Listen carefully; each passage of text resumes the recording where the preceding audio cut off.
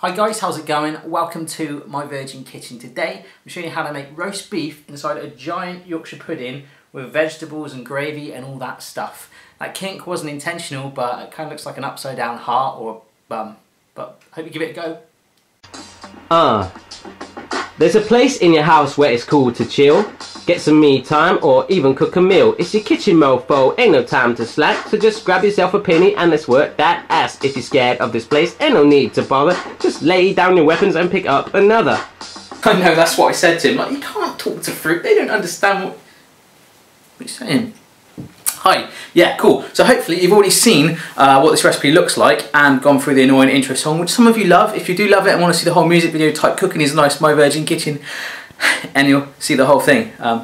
Yeah, little plug. Okay, so if you want to do this recipe, here are all the ingredients. Hit pause on the video now and write them all down. Before we crack on, obviously this is quite a British thing. We love our roast dinners on a Sunday, but any day of the week will do, my friend. This recipe is going to be a giant Yorkshire pudding with the beef in there. I'm going to try and do more roast recipes for you because you're going to love it. A little myth is that obviously with me being English or British, I've been asked about 4 or 5 times in the last week alone, do I live near the Queen or do I know the Queen? Now, I know England is quite a small country, but it's not like she pops around and I go, oh, excuse me, hello, just going to ring the Queen. Would you like to come round for a cup of tea? And she comes around with the dogs and that doesn't happen, I'm afraid. So anyhow, let's get cooking. It's quite a fun recipe. Let's go. Oh my gosh, that looks like a footprint, doesn't it? I'm going top down for a minute because the sun's very bright. So I've got 3 eggs here, 3 eggs, there you go. I'm going to crack them, get the egg and the yolk into this bowl right here. Let's go. Alright then folks, I've got my flour here in a funky tub that Phoebe wrote out for me. I've got so much flour in my cupboards we decided to put it in these big container things and it works kind of well. So over here are my 3 eggs and we're just going to chuck, for every egg, use 1 tablespoon of flour, okay?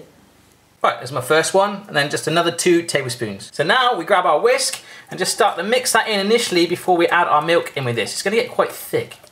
Okay, it's only been the first minute, there's lots of lumps in there still, so I need to work them through, baby. So you can electric whisk if you want, but we're not done there. We need to add our milk, okay, so we're just gonna add it in little batches, but you don't want it too thin at this stage, you just wanna keep whisking it in. And one other way, one really cool way to measure this actually as well, is it's all about volumes. So if you've got a glass and you feel like the egg's up to, say, there, if you get the flour and fill it up to there, and also the milk up to there, it should just about work out. So do it any way you want. Right here then folks, my arms are tired. I'm whisking this up and those lumps have all gone out of it. It's nice and thick, but it's kind of like the texture of like paint I could put on my walls. So while I'm just finishing this off, there's a random fact for you. Dick Van Dyke, who was in Mary Poppins and Chitty Chitty Bang Bang, legend, is on Twitter. Okay, it's actually him. So I tweeted him the other day, I was like, hey, like, Bert, because I would call him Bert, like the chimney sweep. I was like, why don't like we do a video, I be Mary Poppins and you be Bert the chimney sweep and we make chim chim rhubarb crumble. He didn't get back to me.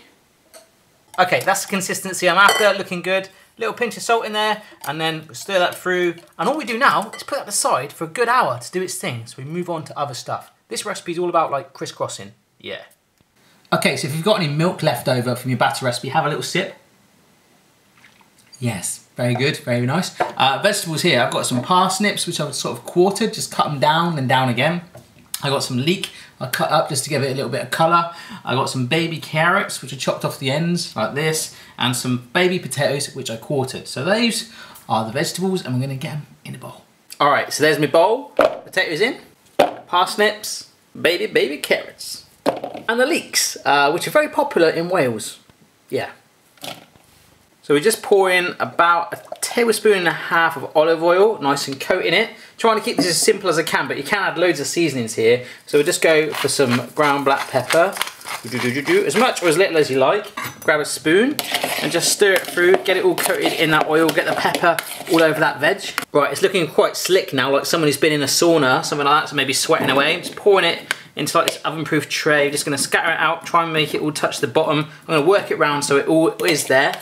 Scrape all your leeks in, like so, and then we're gonna start to plonk these in the oven. Okay, so that vegetable tray is ready. It's in the oven at the temperature as below, which we will crank up a little later on when it comes to the Yorkshire pudding. So just plonk that in there, put it on the middle shelf initially. It's gonna get cooked again in a bit, but we need to move on to our meat. Butch face. Alright guys, so this, although it looks like a mouth, hello, I'm the meat. This is Topside beef, and the cool thing about me doing the videos full time now is I can pop to the butcher's and get some real decent stuff before it shuts on my way home. So this is some real nice meat. So what we're going to do, first of all, is plonk it in a bowl again. I'm going to get some olive oil and pepper again. Again, you can season it with mustard powder, maybe some herbs, grind it all up and mortar and pestle, but I want to keep it as simple as I can. Yep, so the olive oil on there, oh my goodness, this is extra virgin olive oil. It was meant to be Myvirginkitchen and all that, yeah. So I'm just going to work that around it, get it all nice and lubricated, and then I'm going to season it. Okay, so I'm seasoning that really, really well because that is how I want it done. Here's a little story for you actually. Me and Mrs. Barry went for an Italian the other night, and this Italian guy, I was like, yeah, this is like a massive pepper mill. And this Italian guy came out with this thing. It was like a crane on a building site. It was huge. And I am talking about the pepper mill, okay? So yeah, on that goes. Okay, so I've got a lovely little peppered strip on there. And you know, you get those times sometimes you're like, I just can't find it. I'm like that a lot. I can't find my keys, I can't find my wallet. Today, I can't find my little tray that would fit perfectly for that beef. So what I've got is another sandwich tin, which it should fit. All right, let's have a go. Yeah, that'll do. Okay, so it's time to put it in the oven. The vegetables are staying down there at exactly the same temperature as well in the oven. Let's just get it on the top shelf initially. There's so many variables in terms of how you want your meat as well. I'll just do some Google research and put it on there so you can have a look, depending on what size meat you buy. Okay, so if you're at this stage, you get the right to have a little bit of a break while your meat is cooking to your liking. So grab yourself a little bit of your leftover milk. Oh yeah, we're healthy today. No Jaeger bombs, milk bombs today. Your batter is still here to the side doing its thing. We're going to use it very, very soon.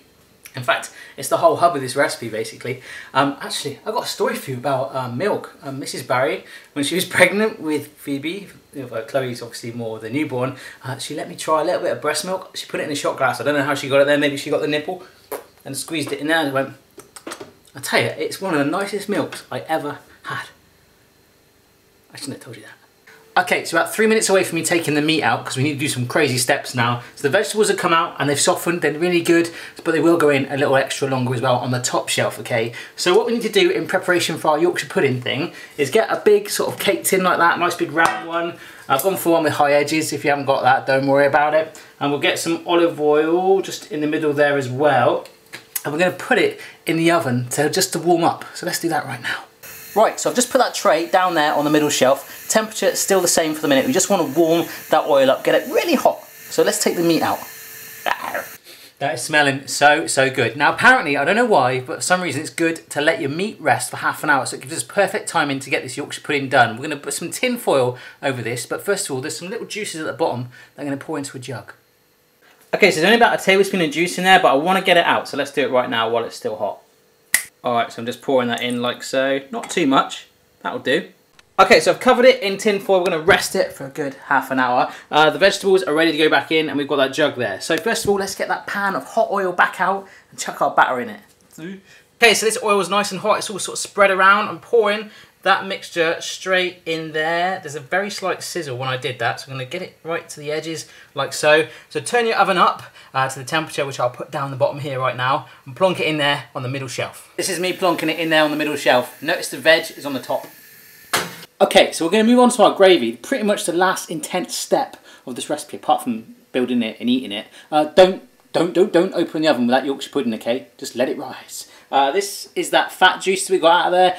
If you don't reserve it, just use some butter instead. So I'm going to use a combination of this and butter. So in goes that. Oh yeah, still hot, right in that pan on a low flame. Get about a teaspoon. This is a teaspoon. Hi, I'm a teaspoon. Hi, nice to meet you. Hi, I'm a teaspoon. A little bit of butter, like that. Like that. In there with it. And then we start to add some flour. Okay, so that fat and the butter is sizzling away nicely. In goes 2 tablespoons of flour and 300 milliliters of water. I actually used the jug where that fat came from. Use a little bit just in case to one side. I'm going to stir that through gradually initially just to get rid of the lumps. I'm now crumbling in a beef stock cube just to make sure it has got that graviness in there. You can do this without it, but I'm just being cautious today. And last but not least, I'm going to add a cheeky little bit of honey. You don't have to do this, but I'm going to try and give it just a little sweet kick, just like a teaspoon of it. And stir this all through, bring it up to a very low simmer. Okay guys, this is starting to thicken up. You can probably see little bubbles starting up here. And I'm digging it. It might just be the British man in me, but it does look like a nice cup of tea. Maybe I will ring the Queen for her to come around and have some. So you can like change that any way you want. You can thin it with some water, thicken it with some flour, add some herbs in there, maybe some Vegemite or Marmite, like if you can get that in your country. Just to, you know, if you want to make it a little bit more tangy instead of the honey, like a reverse effect. Anyhow, all I'm going to do, I don't actually have a light in my oven, so I'm going to flash it in with my phone just to see if that's risen. Keep an eye on the Yorkshire pudding, then we plate it up. So let's jump to that step, baby. Yeah. Okay, so let's eat it. The plate is there. It's a bit precautionary because you could eat it straight out of your Yorkshire pudding bowl. Oh yeah. Not too brown on the bottom, just get it nice and firm. It smells good. This will just pop straight out of that tin. Yeah. There we go. Little bit of a kink in it. But anyhow, let's fill it up with our veg. Yeah, there's not much technique to this step. All I'm doing is literally getting a big spoon and just scattering the veg all in the bottom. I'm going to try and leave a little compartment, maybe just in the corner, to put my meat in it. But it's wicked. And if you can see the parsnips, they're all nice and charred. They've got like a little black bum like that. You see that black bum? There it is. Boom. In it goes. So the meat I cut into funky strips, I've just layered it in there, so just tuck it all in as you can. Now that, my friends, is a big old portion that could easily be shared for 2 people, alone as it is. Let's get the gravy on first of all, but if you're on your own like I am, that's going to be quite a big dinner for one person.